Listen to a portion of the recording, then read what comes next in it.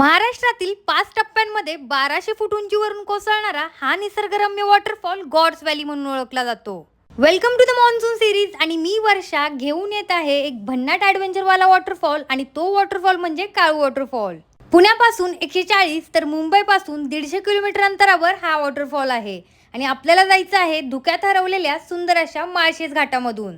जर तुम्ही स्वतःच्या बाईक किंवा कारने जात असाल तर गुगल मॅपवर काळू वॉटरफॉल हे लोकेशन टाकू नका, कारण गुगल मॅप तुम्हाला या वॉटरफॉलच्या टॉप व्ह्यू पॉइंटला घेऊन जातो. आणि म्हणूनच माळशेज घाट उतरल्यानंतर लगेच राईट साईडला एक टर्न आहे आणि तिथून सरळ काळू वॉटरफॉलला रोड आहे.